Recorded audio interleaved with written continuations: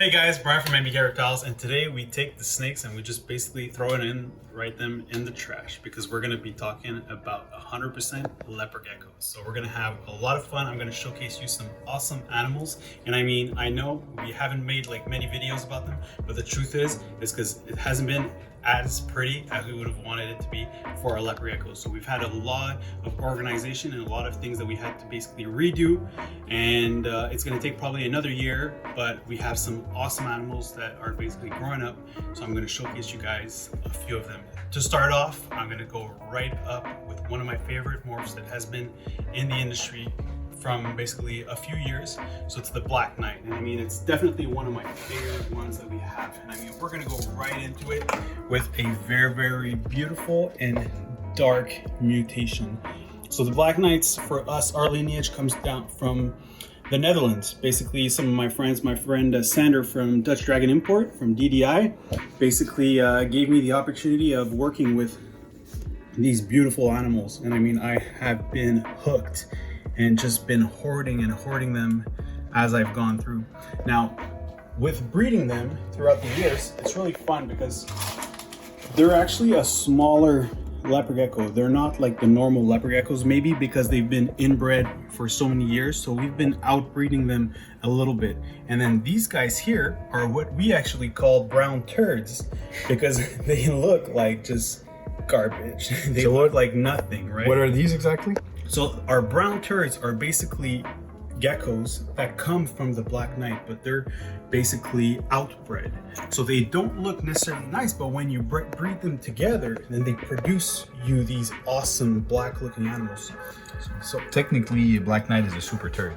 So technically a Black Knight is a super turd. But I mean, for us, it's really cool because like when you're breeding them, you don't necessarily need to have like just pure black leopard geckos, because if you have like those brown turds, which right now currently seem to be like basically just like healthier and get a little bit bigger, because I mean the Black Knights, where they originate, has been like inbreeding year after year, just grabbing the darkest animal and to be able to produce this animal. So it's really a selectively bred leopard gecko, which is actually really cool. But right now, a lot of breeders are working into outbreeding them, into making some other combinations that are basically making them stronger, basically health-wise, which is really awesome. But they do really amazing. Now, another project that we had was that we've had a video where we basically showcased some of our, basically we purchased a nice Tangerine tornado from Urban Reptiles, and it was like the nicest animal. And we have this like hypo orange project that we've been working on, and we wanted to cross them up and see where basically that would have gone. But we basically called that animal Grenade, and it's basically an explosion of red. Now this baby here is actually one of the babies that we produce. It's actually in shed right now, but you can see that orange coloration that is just sticking out, and they're just a nice deep orange. So this is a project that we're working with right now. The beauty with leopard geckos is not like other like snakes, because snakes you're working for the combinations where like the mutations, but leopard geckos, it's really about selectively bred, because it doesn't matter what the actual, you're working with like some mutations, but the whole goal is what they actually look like, which is really cool. Then, you know, like we're talking about just like Tangerine leopard geckos now, but there's so many different lineage of people like that have been working with them to produce some awesome ones. So these are Mandarins. Now the Mandarins is again the same thing, but I mean, look how orange nice those are. So we've been working a few generations now with our own Mandarins, and you can see the result is really starting to come up. Now, whenever we have leopard geckos that are available for sale, we always like to sell them at that size. We like to sell them as an adult, because when they're babies, you never really know what you're gonna get, how they're gonna grow up, because as they grow, they just get nicer and nicer. So this is a Mandarin leopard gecko. Beautiful animals.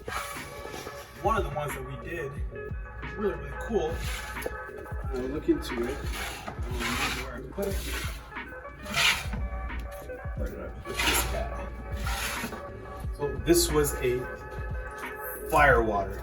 I mean, look how beautiful these ones are. So these are like a cross between like albino Tangerine, jungle as well, because you can see the pattern on the tail. But I mean, they just look so stunning. But we tell people, you know, like, don't start the vacuum or don't make any noise, but Alex loves to make the noise, right? Who cares at this point, right? Anyway, you know what? It gave us the time for me to find the actual most amazing fire water that we produce. This is the one. I mean, look how like that stripe right down here. That's just so stunning, so amazing. This animal is just simply one of the most beautiful leopard geckos that we definitely produced this year. I mean, how crazy is this? Now, I mean, we've been into it. There's a few other animals. Oh, I gotta showcase this one here. So this comes from my buddy Brandon at Extreme Exotics. You guys better check him out. We could probably have him take some videos. He should start a YouTube channel because he has amazing animal. But this leopard gecko is definitely weird looking. So this is a black pearl charcoal black knight. I mean, what is it? I mean, this is literally a turd. Like, I mean, this is the most brownish animal, but I mean, I could see like so much potential. It's like grayish brown, almost like some purplish color to it. It just looks so different and so cool. I love like the pattern. Like, I mean, just the coloration on the face is just so cute.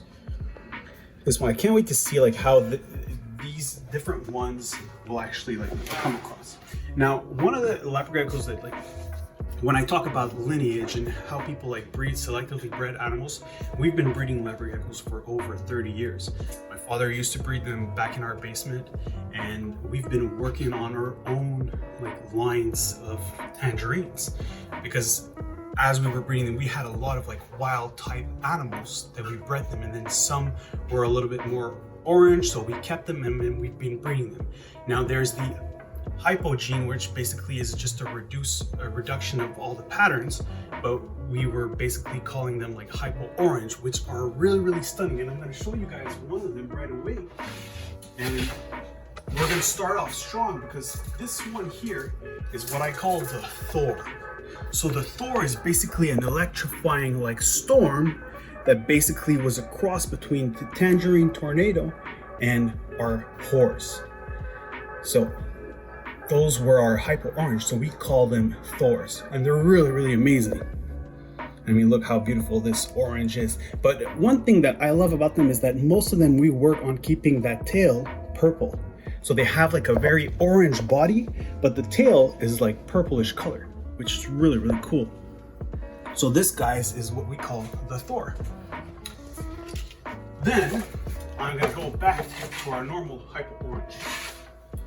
So this is basically the original hypo orange. So this is our original horde. Now, the horde is really cool because like it keeps it, again, it's the same structure. So it's a light orange, it has some purple spots and that purple tail, which is just simply beautiful. So it's not as deep orange like the tornadoes or the Mandarin, but I just love the look of it. So I think that the purple has a really, really big influence on them. Then once you breed them back together, then you get like those super hypos. So we have, what we have here is a super horde. Now this one here is crazy. So you can see like there's actually like no purple on the lizard, and then the orange starts coming up on the tail, but you can still see that purple tail, which is just insane. And I mean, from there we've actually decided that we wanted to cross it with some giants. So like we had some giants that we ended up crossing them back, but I mean like this one's gonna look completely, you know what, I think I have another one. So we have, so this one here is a cross between an albino, a whore, and the giant gene. So this is a giant albino whore, which I mean, again, you can see the influence of the orange on here, the purple tail, but I mean with the albino, it definitely washes it out. So this is like a giant sunglow whore, which is pretty cool. I actually really like them. I just love how it is from the albino to the tangerines, but I hope that we're able to make those a little bit more bright, you know. Now here, one of the genes that I really have a hard time working with is actually the white and yellow. I just have a hard time figuring them out. But this is a white and yellow whore.